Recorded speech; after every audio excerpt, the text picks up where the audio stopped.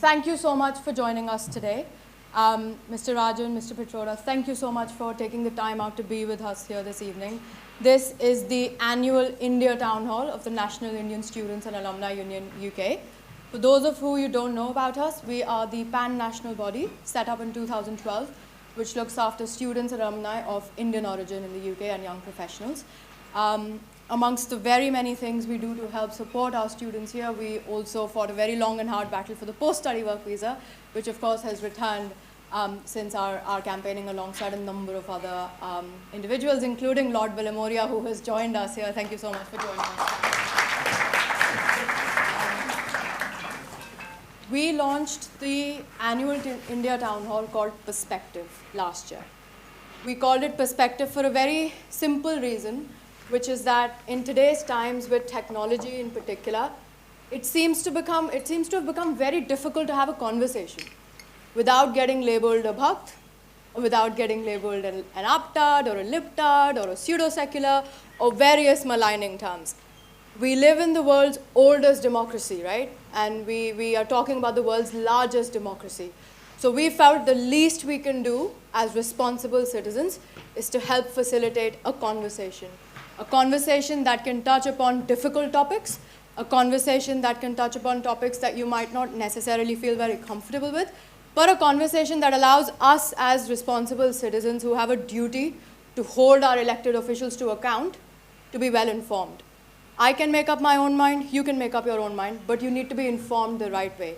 The problem is that the information we get these days isn't necessarily correct, always. The problem is that there are various tools on Facebook, on Twitter, where, for instance, you can really target messages, to certain people along in line of what they believe, to help them in their little echo chamber. Okay? So deepfakes, anyone heard of deepfakes here? Yeah, deepfakes are videos where we can now use technology to make anyone say whatever you want to say. You might not have said it, but that video will go viral.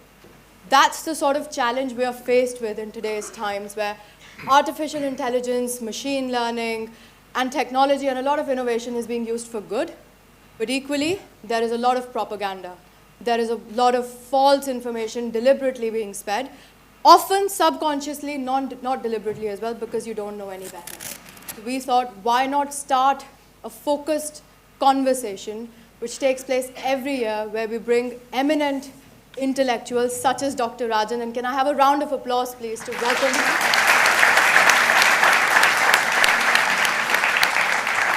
And Mr. Pitroda, who is one of the most eminent intellectuals in our time. And this year, as you're aware, we're celebrating 150 years of Mahatma Gandhi. Mahatma Gandhi was the greatest patriot, as we all know, but he was also the greatest dissenter. And dissent is the bedrock of democracy. You cannot have a democracy without an impartial media. You cannot have a democracy without people holding our elected officials to account. Because I don't know about you, but I don't think governments are kings. Governments are elected officials, they're service providers, and that is how they should be treated, and that is how they should treat us. Therefore, as responsible citizens, it is our duty to have a balanced conversation. So paying tribute to Mahatma Gandhi, we're going to explore something new today. We're going to explore the challenges and the relevance of Mahatma Gandhi's teachings in today's times, particularly in the context of business and economic challenges. And we're very grateful to King's Business School for hosting our annual India Town Hall here today. And without further ado, I'm going to hand over to Dr. Kamini Gupta, who's an associate professor here at King's Business School, to set the scene, make the introductions, and let us get all started. Thank you very much.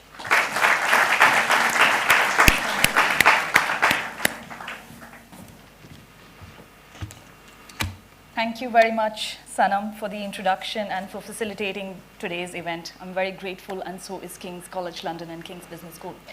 On behalf of King's Business School and King's College London, it is my honor and privilege to be the host for today's event and to invite you all, to welcome you all to our talk, Gandhi at 150.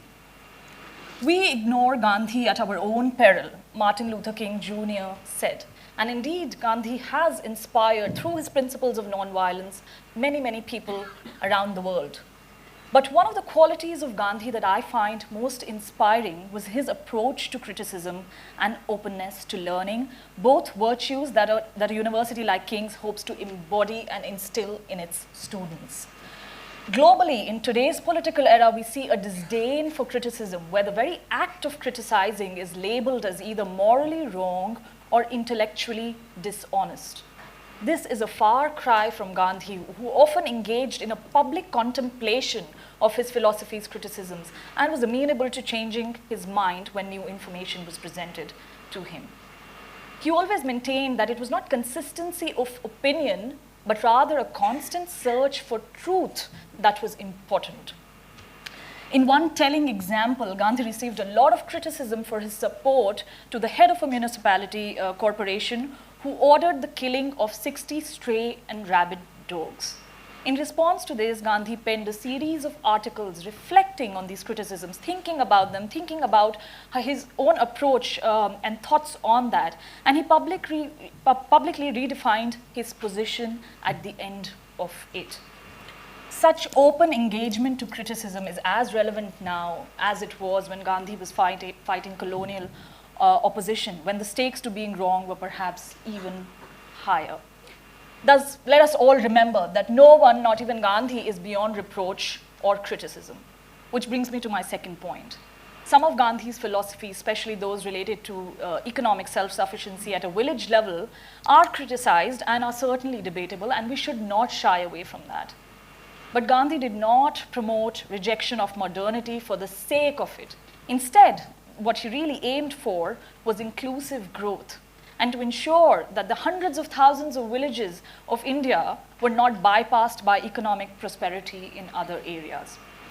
And that again holds important lessons for us today, at a time when we see countries and communities within countries increasingly polarized by lopsided growth and economic models that benefit a few at the expense of others. We see that global wealth inequality has risen. In 2009, 380 people had as much wealth as the bottom 50%. By 2017, only 42 billionaires hold as much as the bottom 50% in the world. In the UK, we've observed this firsthand through the Brexit referendum, where we see the deep resentment that unequal growth and opportunities have brought, and the economic and social implications of that for everyone. So even as we promote, even as we encourage globalization and free trade, let us remember and balance that with local development and inclusive growth. I find resonance of some of these ideas with the talks and writings of our speakers today. They need no introduction. I'm not going to provide one. But in Dr. Rajan's book, The Third Pillar, he emphasizes the role of communities, and he touches upon this tension between globalization and local development, which I spoke of earlier. Mr. Pitroda has often emphasized the importance of integrating the Gandhian approach to service in both political ideology and conduct. And they together bring a wealth of experience and knowledge on a wide variety of issues, ranging from economic development to entrepreneurship, social prosperity to inclusive growth. And we're looking forward to hearing them reflect not only on Gandhi's legacy, but the kind of challenges that we confront in the future. So without further ado, Mr. Pitroda, could I please ask you to start us off by providing your opening reflections? Thank you.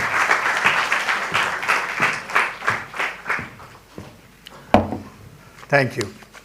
Can this come down?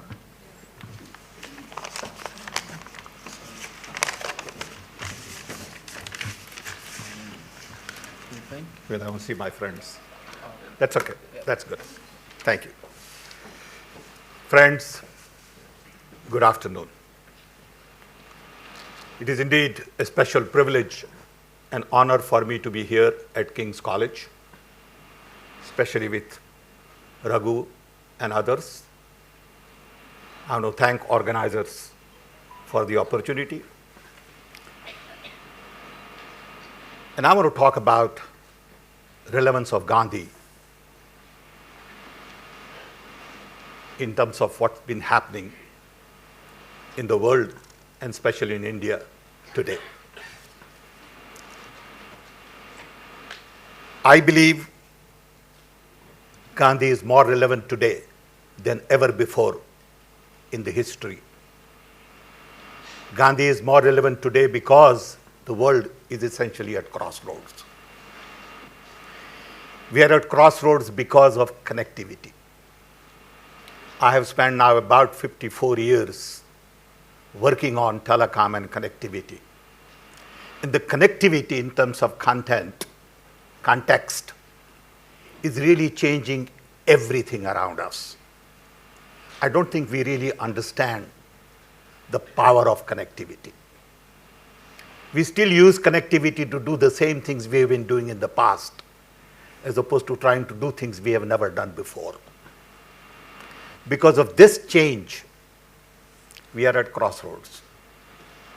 Look at what is happening in US, in UK, Brexit, in India, where BJP stock is going up, but economy is going down. Climate change, Turkey, Hong Kong. Everywhere you look around, you see a lot of stress in the system. I believe this stress has a lot to do with the power of connectivity and the changes that we are being faced. Technology has become a big force. Unfortunately, best brains in the world are busy solving problems of the rich, who really don't have problems to solve. And as a result, problems of the poor don't get the kind of attention we deserve. So you have this disconnect between the real needs and wants. So we keep producing things for the people who can buy and not give people enough power to buy. I was born in 1942, when Gandhiji was still alive. I remember the day when Gandhiji died.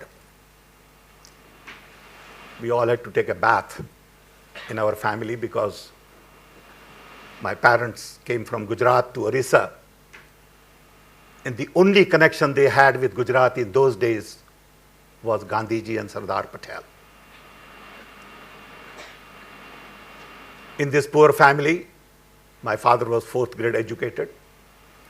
The main focus was really Gandhian way of living, rooted in so many simple values that Gandhi promoted then. When India became independent, my parents could feel that they were empowered by Gandhi, and they could send their children now to college. We are no longer a colony. So I went to school in Gujarat, studied Gandhian values. One fine day, read in the newspaper that President Kennedy has decided to send man onto the moon. I was young, energetic, and took a boat from India to Karachi, to Aden, to Egypt, to Italy, took a train to London, took a plane to New York, and took a bus to Chicago.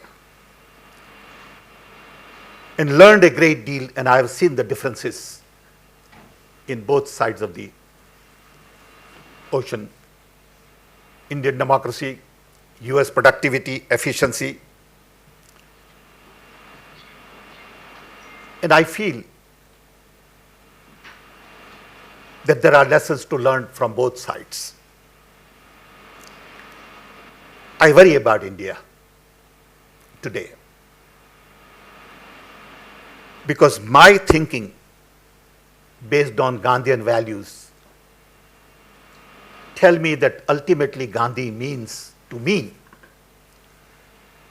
specific issues in 3 areas. One, people, truth, trust, love, simplicity, and courage. 2, planet, environment, basic needs, sacrifice,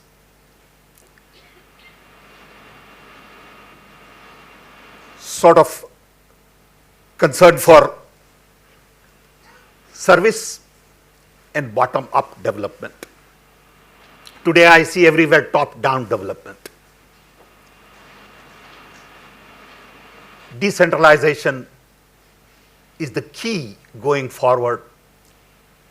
In telecom, I've learned a lesson from cell towers that if you decentralize, it becomes affordable, scalable, sustainable. It took us 115 years to get to 1 billion phones. Then it took us 15 years to add another 8 billion phones because of a different architecture based on decentralization. Gandhi also talked about platforms: democracy, freedom, inclusion, diversity, non-violence. These are the ideas that are so very critical, and I believe these ideas are being challenged in India today. Democracy has been hijacked, fear has been created. So I see exact opposite to what I believe in. When I talk about Gandhian idea of truth, lies are being propagated through social media, trolls, attacks. When I talk about trust, there is mistrust. When I talk about love, there is hate being propagated. When I talk about inclusion, they want to promote exclusion. Diversity, uniformity. And the list goes on and on and on. And that bothers me. And I believe all of these things have impact on economy. For economy to survive, you need peace and prosperity. You need democracy. You need freedom. You need love. You need truth. You need trust. And people just don't get it. That when you don't have these fundamental values, ultimately it's going to catch up. And there are no shortcuts. It is being seen today. It will catch up. And I'm sure Dr. Raghuram Rajan will talk more about economy. So to me, Gandhi is so very relevant to improve our economy, to get employment, to decentralize, to free systems. Just before we came here, Raghu and I had a conversation saying, what are the solutions? We don't want to talk about problems. We want to talk about solutions. And he had some great ideas. I'm sure he's going to talk about it. But I worked on railways reforms, and I know that if you push railways, you can add 1.5% to GDP. If you simplify your laws and reform your judiciary, you can add another 1.5% to your GDP. And we can go and give you a list of things to do. Do you have political will to do it? Are you willing to really free up the system? To free up that system, you need to free minds. To free minds, you need democracy. You need decentralization. All of these things are interconnected. So don't assume that you are going to build a nation based on one simple idea. Building a nation is very difficult, very complex than building a company. So I want all of us to realize that Gandhi is much bigger than a person, than an idea. I'm so shaken up in a sense because I saw a series of tweets a couple of days ago which says Gandhi was the son of India and father of India is Modi. What a shame. What a shame. And I tell you, I have not been able to get that out of my system. We got to have courage to fight these kinds of lies, propaganda. Social network was not designed to promote this kind of stuff. I hope we'll have courage to fight and bring Gandhi back to the mainstream. Thank you.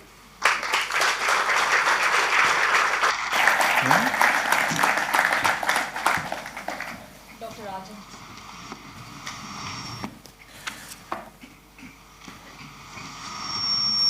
Thank you. Thank you for inviting me this afternoon, and thank you for giving me this opportunity to talk to all of you. I'm not an expert on Gandhi. I've read his books. I have been inspired by his life. I've read books about him. And I agree with Sam that the message of Gandhi goes far beyond what people take away.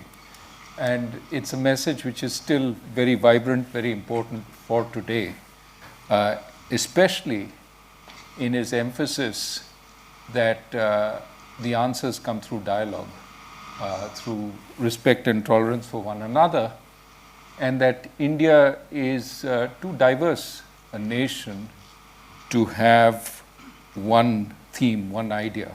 The vision of Gandhi and Nehru was essentially a vibrant, varied India, and an India with many colors that were held together by mutual tolerance and respect.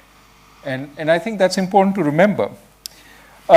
Sometimes people say, India's weakness is, for example, its democracy, its vibrant debate. Lee Kuan Yew, for example, thought that democracy held India back. Now, the reality is that even with our democracy, we've grown at 7%, give or take a little bit because of statistics, but 7% for the last 25 years. Now, that's an achievement, no matter what kind of country you are. But we've done it being democratic. We've also done it over the last few decades. There has been a constant process of decentralization, which Sam talked about. More powers going from the center to the states, and more from the states to the panchayats and the municipalities. Not enough, but we've done that over time. Every finance commission, for example, has pushed more funding down from the center to the states. And, next year, we probably will overtake the United States as being the second most important source of world growth, next to only China, because we also have grown into a big economy. Now, of course, we've done a lot on growth, but we've also, in the process, accumulated some bads. You only have to go to some of the hill stations in India, and you see visually in front of you, when you look at Shimla, the problems with haphazard development. Beautiful hillsides now covered with rickety houses that you wonder what will happen if there's a serious flood, if there's serious rainfall or an earthquake. So with development, we've got, overdevelopment sometimes. The floods in Srinagar, the floods in Chennai are evidence of poorly structured development. We've also got, to some extent, even though we are getting wealthier, we haven't dealt with the problems of poverty. For example, malnutrition, which is a crime on our children. We still have malnutrition today. And malnutrition condemns these children to a stunted existence where they won't have the full use of their faculties. And we still need to work on that because we have much higher levels of malnutrition than consistent with a country of our level of development. So we have our challenges, but we should also not forget we've come a long way. As a democracy, we also have huge potential to convey a message to the world that it's not necessary to develop in the traditional way, which is authoritarian development, and I'll come to that in a second, that there is an alternative in which people are free to express themselves, people are free to debate, people are free to talk, and you can still get growth, and you can still get development. This is the message we could send to the rest of the world. Now, what I want to do is shift a little to what is happening today and say why I worry a little bit about where we are going. On the economic front, India has certainly slowed considerably in the last few quarters. Now, there is some hope that this is just a cyclical development. The world is slowing, we're also slowing. But I fear it's more than that, that in India, investment has been slowing for a long time, and most recently, consumption has joined in. Some of it is because there was a spate of reforms in the Narasimha Rao government in the early 1990s, continued through coalition governments, continued through Atal Bihari Vajpayee's NDA 1. But then for a variety of reasons, reforms slowed down. And we haven't had serious, sustained reforms, especially focused on improving the use of land, labor, power, and logistics. Not saying we haven't made any progress there, but the serious reforms we need for sustained growth, we haven't really done much over the last, maybe 15 years, for a variety of reasons. Some because political constraints held it back, some because ideology held it back. Now, this has created tremendous problems in job growth. We're seeing joblessness as a fact of life in many parts of India.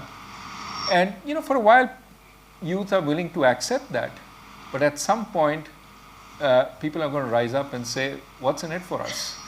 We've already seen the phenomenon of middle castes asking for reservations because their traditional occupations are no longer remunerative, land-based occupations, but they're also not finding jobs in the private sector. So they want reservations in government jobs. Now, to some extent, these are symptoms of the fact that we are not doing enough. We're not doing enough in growth. We're not doing enough to make it inclusive. We're not broad-basing that growth.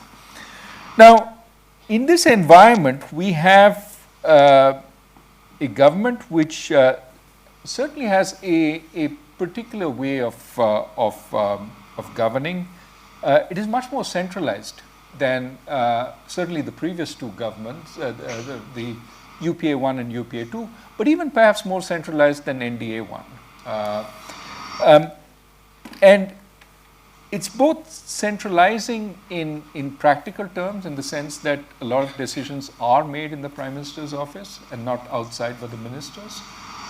But also it's trying to reverse the decentralization that was happening through Finance Commission grants, through the Constitution itself, and in a sense, taking back power to the center. And the question you have to ask yourself is this the right approach for India? And certainly my argument would be that from what experience we've had on the economic side, it doesn't work that well.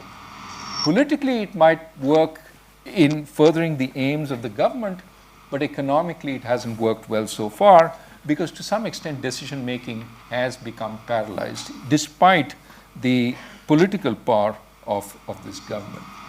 But I'll leave to the discussion the issues of majoritarianism that are also coming up under this government. Is majoritarianism, which is antithetical to everything that Gandhi stood for. Is that the way we should be going? My way or the highway to all our minorities? And my sense is we can have a debate about that in the discussion. But I think there is a final point I want to sort of lay the ground for, and then we can have a broader discussion, which I think will be fruitful. Is Lee Kuan Yew right? Is it that we in India would be better off with a more authoritarian structure? A structure that makes the trains run on time, a structure that spreads fear through the country, a structure that works through a very strong bureaucracy and strong investigative agencies, a structure that, today one of our biggest problems is that we don't acquire land easily. We can't build out our infrastructure. Even the government's Mumbai to Ahmedabad high-speed rail project, its price project is slowed down because of problems with land acquisition. At least that's what we read in the papers. So should we become authoritarian? Should we, like our neighbor to the north, be able to take land from the farmers when we need it, develop and get the benefits of growth? Is India better off becoming authoritarian? To some extent, this is an important question. We heard earlier everything should be debated. This is something worth debating because many Asian economies were more autocratic when they started growing. And partly catch-up growth, which is what they were into, is quite easy with centralized direction. Especially if you start off without having a huge amount of government capacity. In that case, give orders and ensure those orders are obeyed, because working to build consensus requires a far stronger government capacity. People who can work with people, people who can build consensus amongst the population. That's very hard. You see that as a necessity in industrial countries today. When you build a highway here, you have to get the people whose territory this highway goes through, whose land this highway goes through, to approve. For that, you have to have meetings, you have to convince them it's in their interest, and that requires far more government capacity than just saying, I've notified this land is the government's, clear out by the end of next week, right? So authoritarianism works when you have to make quick decisions, you don't have much government capacity, and in a sense, you know which direction to go because you're catching up. You don't have to worry about what kinds of decisions you have made. Now, many of these Asian economies, once they reached middle income, once they became more prosperous, once they approached the productive frontier, moved towards democracy. Why? Because as you're closer to the frontier, you need more innovation. You're not sure of the direction because you're no longer building just bridges and roads. You're inventing things. And the government doesn't know what to invent. You need people to be able to invent, and therefore decentralizing power, giving up power more broadly, democratization is important, as is a stronger market economy. Now, this seems to be something you see again and again across the world. There are no rich countries that are not democratic, except perhaps for the oil kingdoms. That almost every country which has become rich is democratic. And so the question we have to ask ourselves is, have we chosen the wrong path? We started off being democratic, and we don't need to become democratic because we're already there. But should we now think of becoming autocratic? Because then we'll build our roads and highways and et cetera, there'll be no corruption, we'll put all the corrupt in jail, we'll have a wonderful country, and then when the time comes, we can become democratic. I would argue that given where India is, it's a pipe dream to think that we can go back on our democracy. And to some extent, almost surely, if in fact we go towards a more authoritarian government, it's not going to be that disciplined East Asian authoritarianism. Instead, it's going to be more the Latin American populist authoritarianism. We're going to give freebies to everybody. We're going to make sure that they're nice and happy. And in the process, investment will falter, development will falter, eventually growth will falter, and that authoritarianism comes to a bad end. Now, that's a conjecture. That's a conjecture. But what is not a conjecture is that we are a country which is approaching middle income. We're not there yet. We still maybe, we're about $2,000 per capita. By about 4,000, we should be truly middle income. So we need to double. That's probably a decade at normal rates of growth.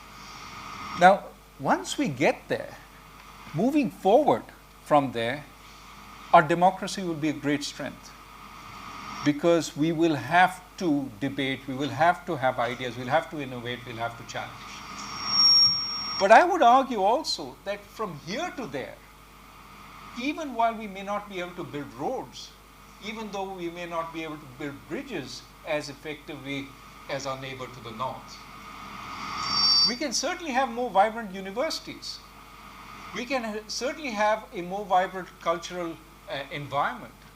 And we can certainly start innovating earlier, given the resources and the GDP we have. So we can find alternative pathways to growth.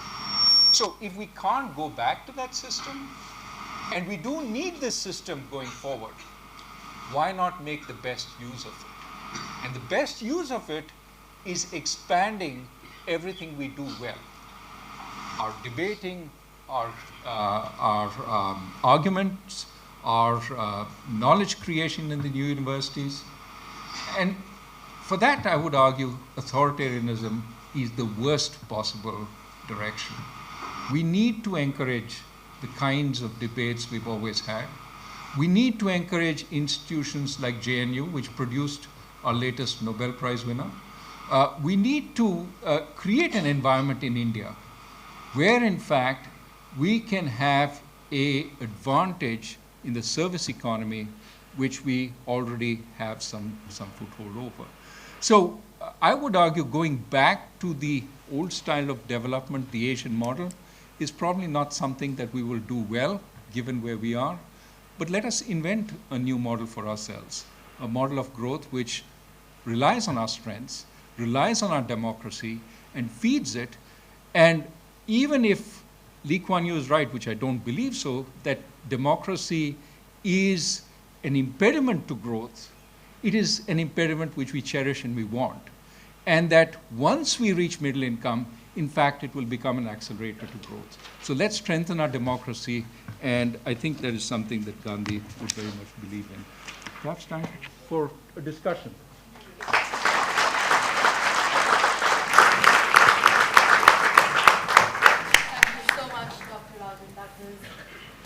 Very thought-provoking, and of course I think we'll walk out of here today having come up with an alternative model for socio-political economic growth, or certainly starting to think about how all of us and can help intellectuals in our country to that road. I think, Dr. Gupta, if we start off with, I know you have some questions, if we start off with that and then we'll open the floor to questions. Thank you very much, Mr. Pitroda and Dr. Rajan, for your reflections. Dr. Rajan, you recently said in an interview that the central bank governor's role has become more political in recent times. And we do indeed see politics driving economic policies in some cases in India, but also now US and China. We could think of trade wars as perhaps being motivated by politics. To what extent is this healthy, and what are the dangers of that? And is it utopian or even desirable to want economic policies to be completely devoid of political interference? So economic policies can't be independent of the politics. That's why we call it political economy, right? It has to be attuned to what's happening politically. At the same time, there are reasons why politicians have entrusted the technocrats with a number of activities, primarily because the politicians, when called upon at a particular point in time, may take a way out which is politically attractive, but economically problematic. Let me give you an example. Take just the issue of non-performing assets. Okay? Now, many of you are familiar with the term. It's a loan that a bank has made that turns bad. Now, everyone wants to ignore the fact it's gone bad and to recognize it. The borrower doesn't want it to be termed bad. The banker doesn't want it to be termed bad because the banker will be accused of having made a bad loan in the first place. And so the banker wants to make a new loan to evergreen the old loan, to give the borrower the money to pay back.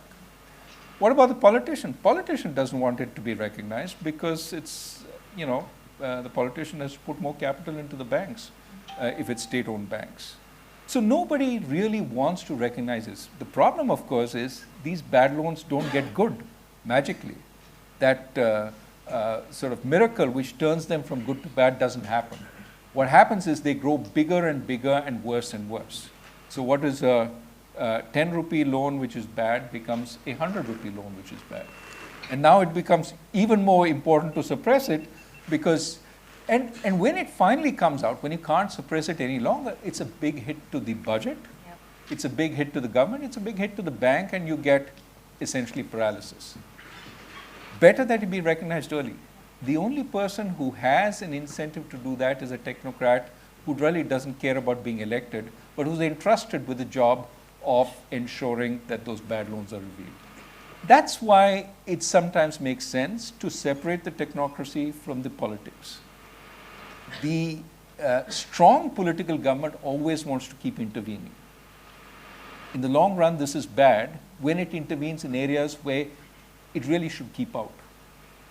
The difficulty for governments is trying to figure out what those areas are and how to respect the institutions that previous governments in their wisdom, have set up. Thank you.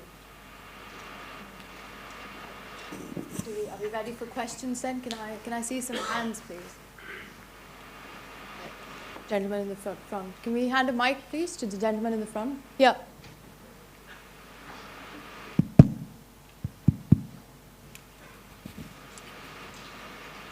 Good evening, Mr. Dr. Rajan. My question is to you.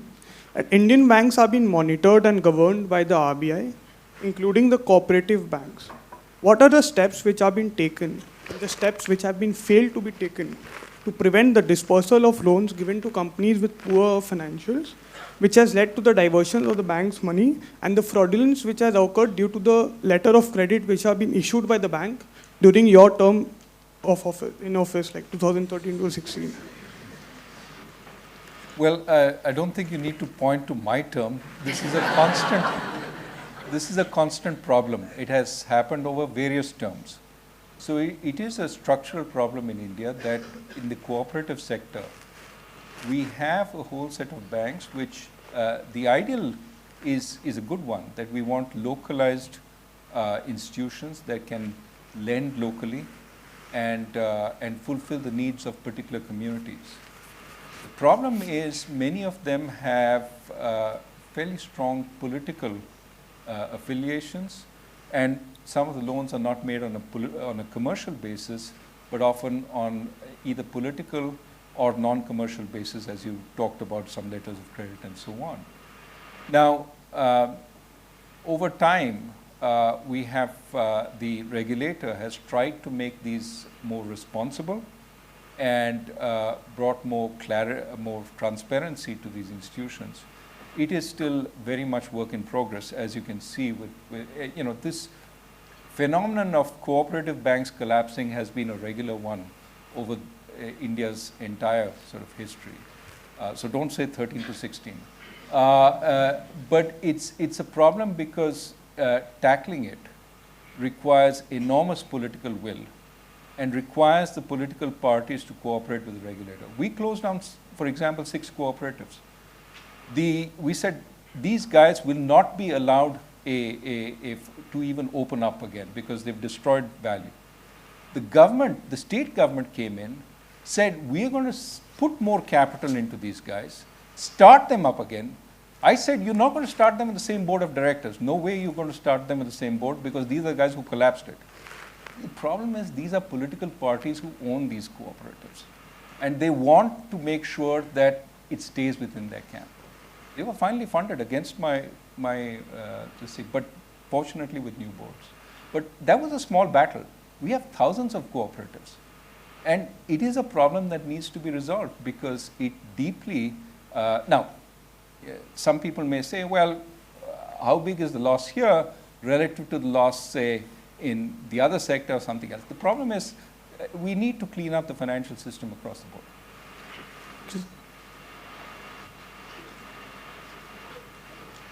Sorry, the gentleman behind me. Oh, sorry.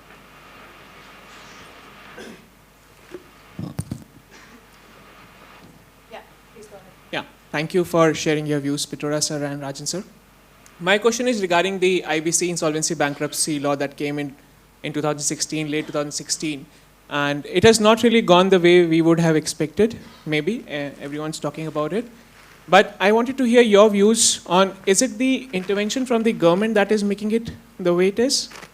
Or there are some other things which we are not being looking at, which can actually lead to the success, or we thought would lead to the success which we've not seen yet? That's my question. By the way, I think we should talk about Gandhi also. But you are in demand. Well, so continue. Just on that particular issue, one of the worries, first, I would say the IBC is an important reform, well crafted by the government, and even the interim steps to enhance its efficiency, for example, ensuring promoters can't bid at the last moment, I think were positive steps. Unfortunately, the history of past reforms on bankruptcy, whether it's the debt recovery tribunals or the the SARFAESI Act, has been that the promoters start figuring out how to slow down the process. And unfortunately, the judiciary doesn't short-circuit that, but instead enhances the ability to keep appealing. So something which should take a few months then gets extended into years, and then it becomes totally ineffective. Because at that point, once it takes years, the promoter goes to the banker and says, do you want to take me into this court and spend a few years there, or shall I give you 50 paise on the rupee and you settle for that? And I've seen some pretty horrendous attempts to settle like that.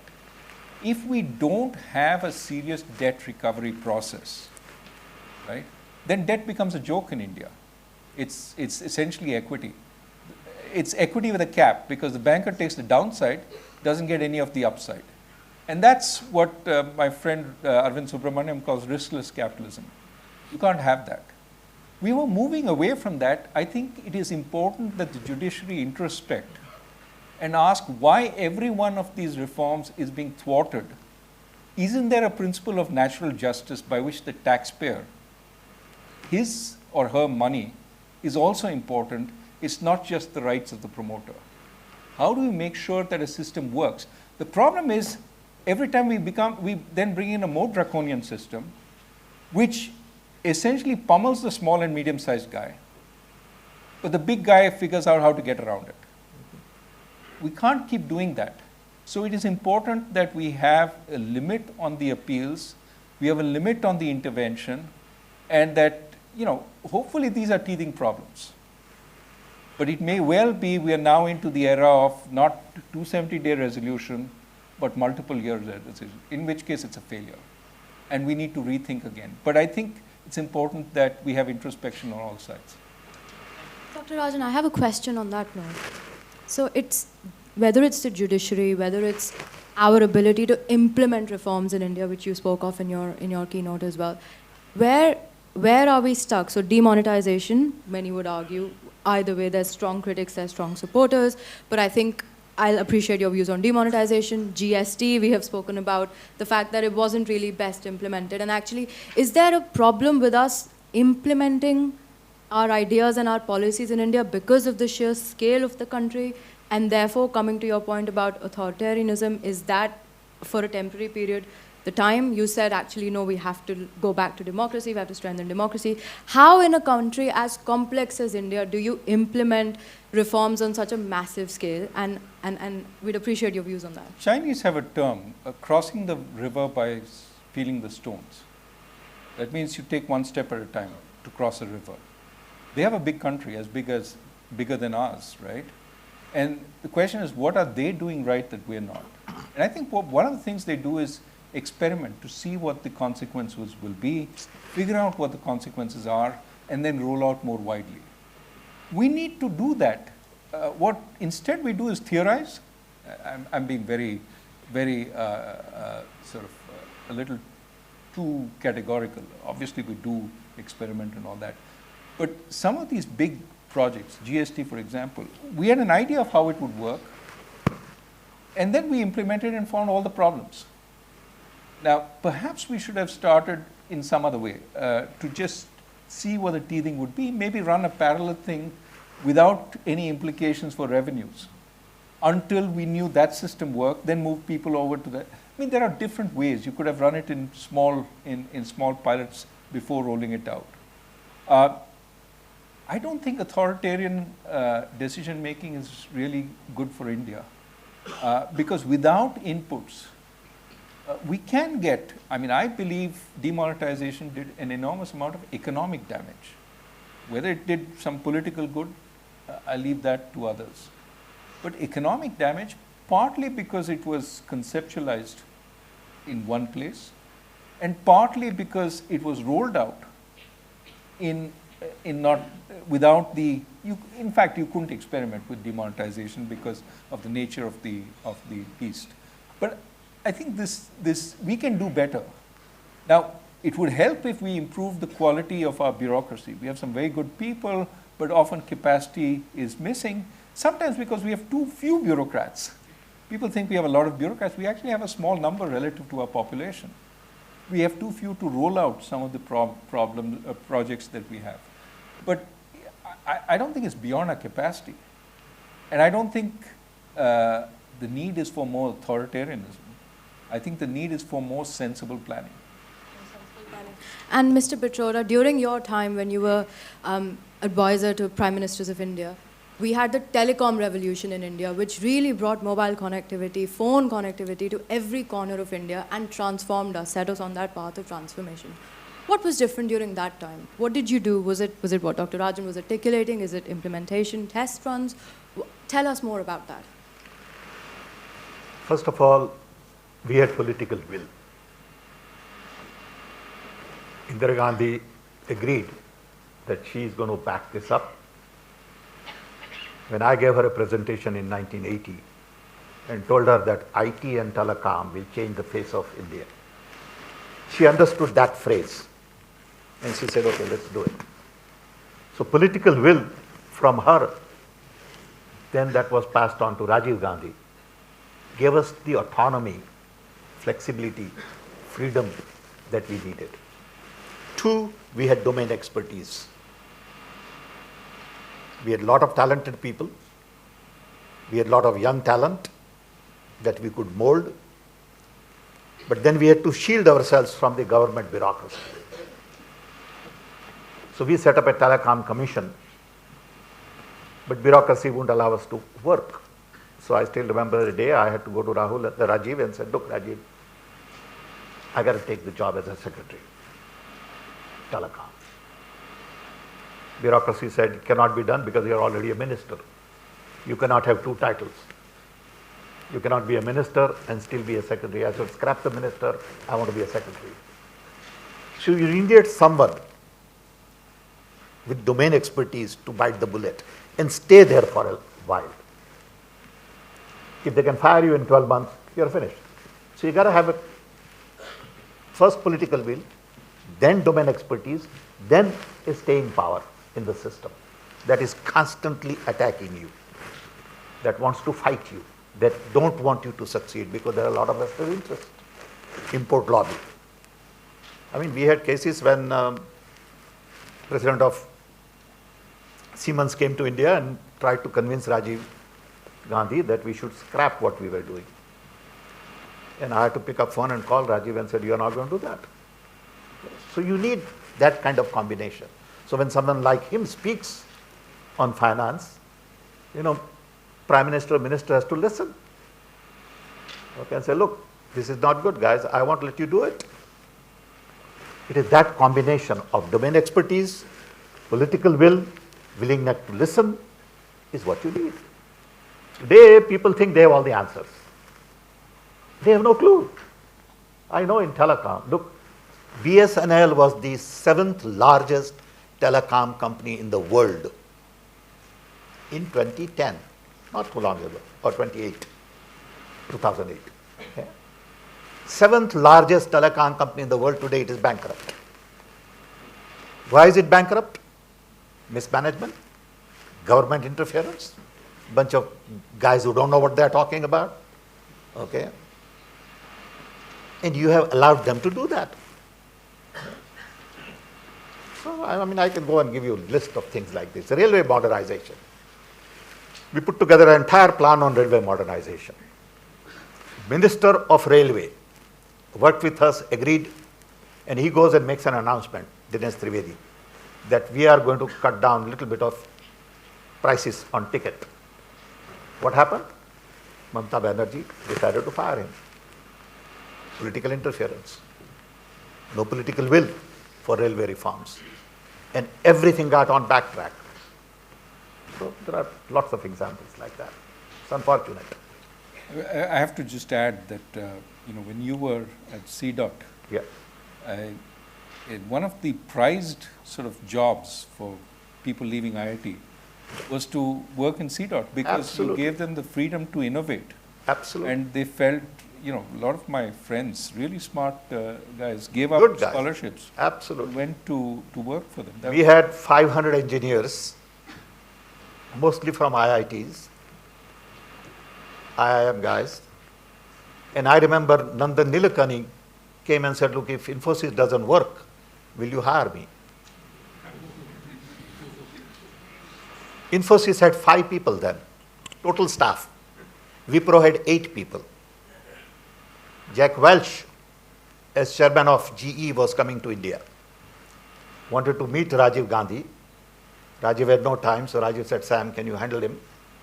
So I called Jairam Ramesh, who was my chief of staff. I said, Jairam, get a meeting set up with Jack Welch. So I had a meeting with Jack, Montek and I and Jairam and his staff. And I said to Jack, Jack, I want to sell you software. And Jack said, I'm not buying software, I want to sell you engine. And I said, I'm not buying engine. So he said, what do we do? I said, well, we have nothing to do. So Montek got very upset, saying Sam is locking horns with chairman of GE.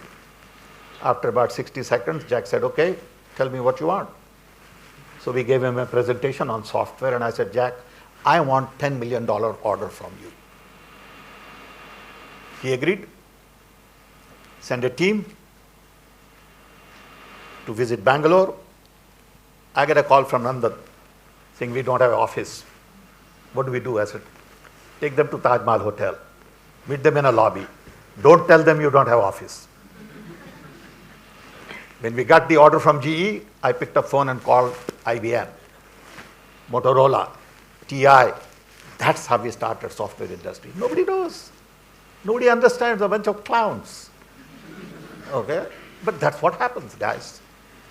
And they get all the publicity. Okay? Just 1 minute. This story was never told. Nobody told this story to anybody. One fine day, I see on the front page of Wall Street Journal, about 15 years ago, story between Sam Pitroda and Jack Welch. You have to have that freedom. See, then Prime Minister didn't interfere. He didn't say, what are you doing? Why did you call IBM?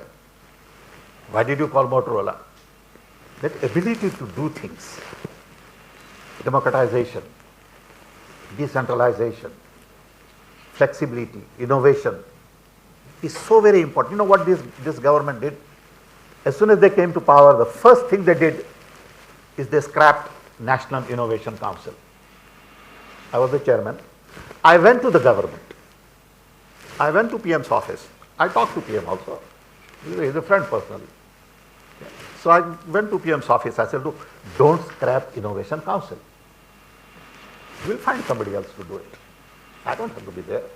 I'm too old. But continue. They said, no. We think Innovation Council won't work in our system. You'll pay for it, I'm telling you.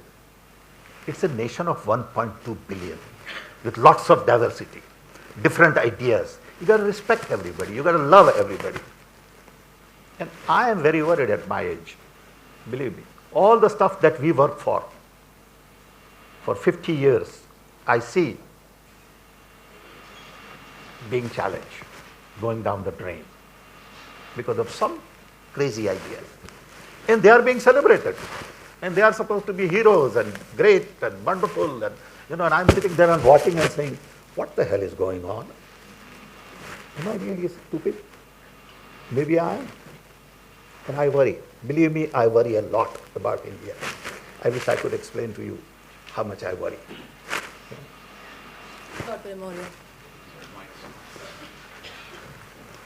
Karan, good to have you here. Sam, my dear friend, we all know is the father of Indian telecoms. Now we know the father of Indian software as well. So thank you very much. Before I ask my question, this is my first public opportunity. I've been fighting really hard to get the 2-year post-graduation work visa back. And we won and we got it back. And we have Sanam to thank for all her help as well. Hey, Sanam, good.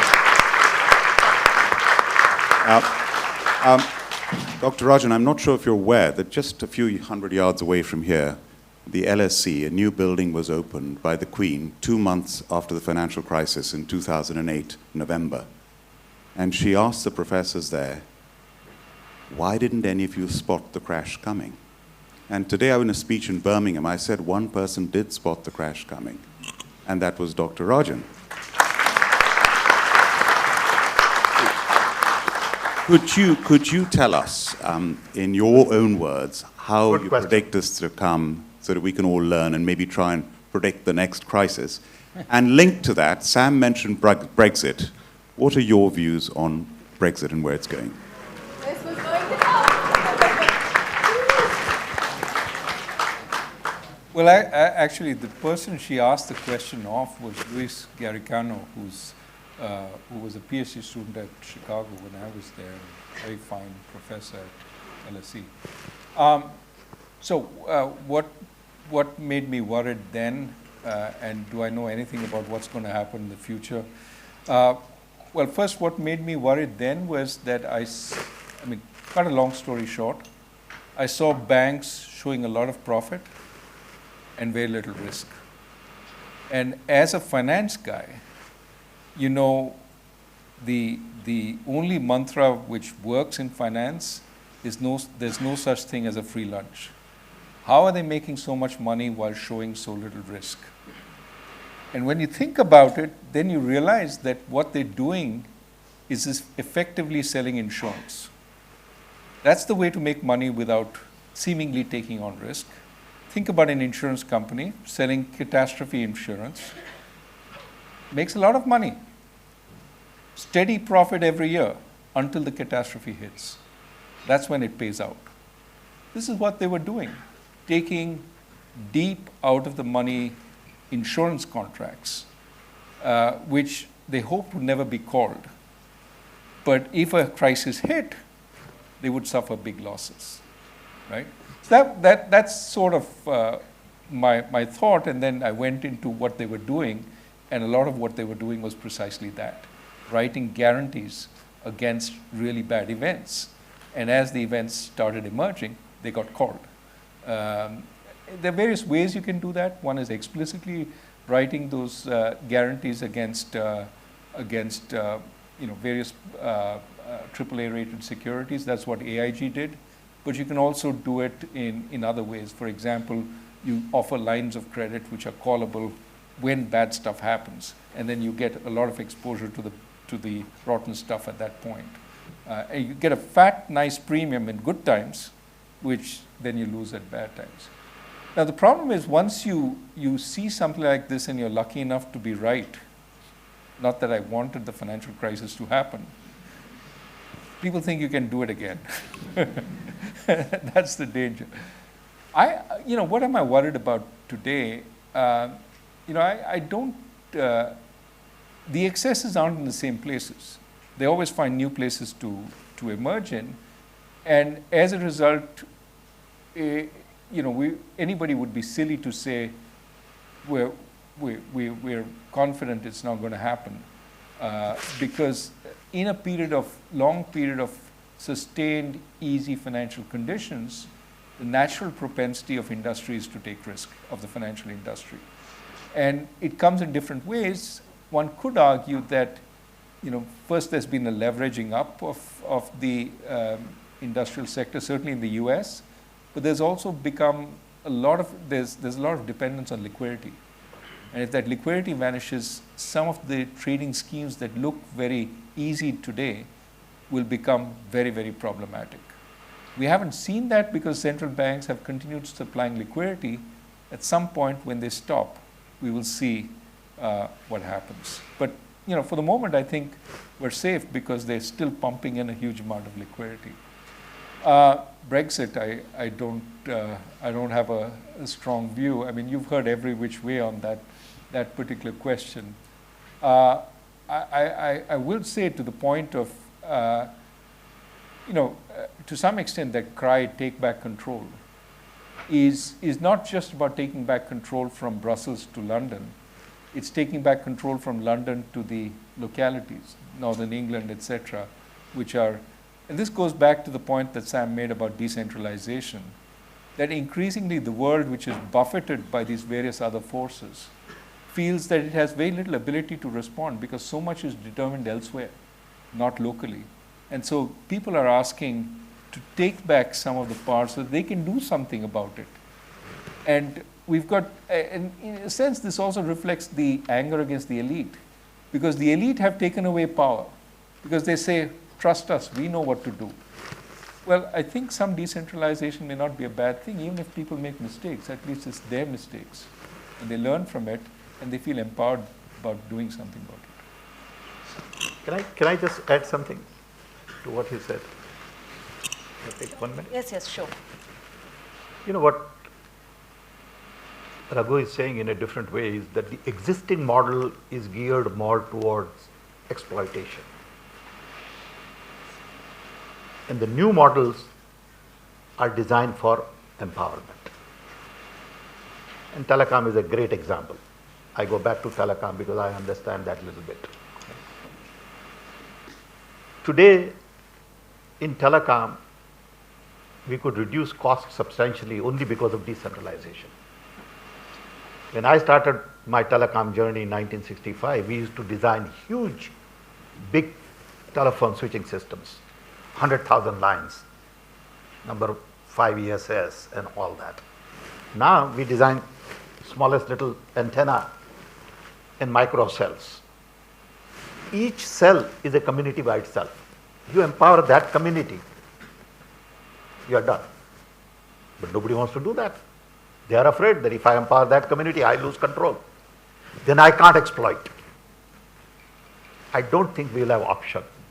The way technology is moving, big data, analytics, robotics, machine learning, all that is moving towards empowering people. I am empowered with what I have. I can decide on my own destiny. You can't tell me what to do anymore. That phase is over. You may go through 10 years of back and forth, but you are on a wrong track. Genie is out of the bottle. Just accept it, expedite it, and empower everybody, irrespective of their race, religion, caste, color, education, rich, poor. Everybody is going to be empowered, and you have no options. Sam, just to push you on that, I mean, it does give you the other option, right, of centralized control, surveillance technology, all that stuff also. Yeah. So, I think this True, is what you but that's not going to last too long. Okay? I mean, what would you do by watching 1.3 billion people in China? So fine, you watch them. So what do? You know, you got all this data, you know everything about me, what do I do, shopping, this and that. But so what?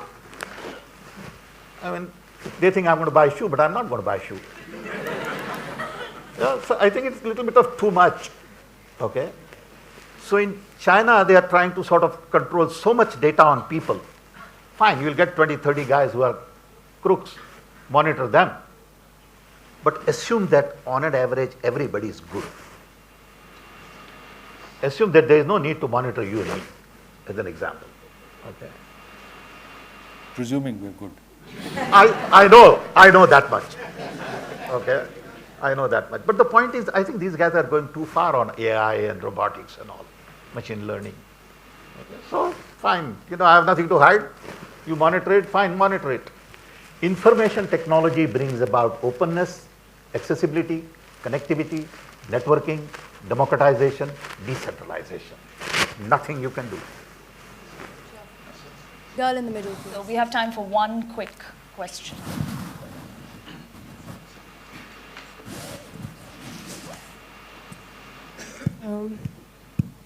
My question is to Dr. Rajan. You asked us today if we would be better off with a more authoritarian structure, right? I mean, having served as a central banker and having enjoyed so much popularity amongst the youth, you are definitely one of the most favorite central bankers in India. I want to know from you if inflation targeting is the right regime to follow for an economy like India, which is mainly consumption-driven. I personally feel consumption is sort of impervious to monetary policy. And secondly, also, I mean, central bankers around the world are sort of torn between chasing targets and stimulating growth. You know, there are central banks that are slipping into the whole negative interest rate territory, and for some reason, inflation is not picking up. We've been talking about innovation. Is inflation targeting regime an idea that we're tied to, or is it like we need to innovate on the whole monetary policy front as well now? It's a good question. The way you started, I thought you were going to ask something else. Look, inflation targeting was and is a technique for a particular time, a time of high inflation when you want to bring down inflation. And there's nothing magical about it. All you're saying is, I'm going to set a commitment for the central bank that it will try and achieve this target. And in India, we used to do it.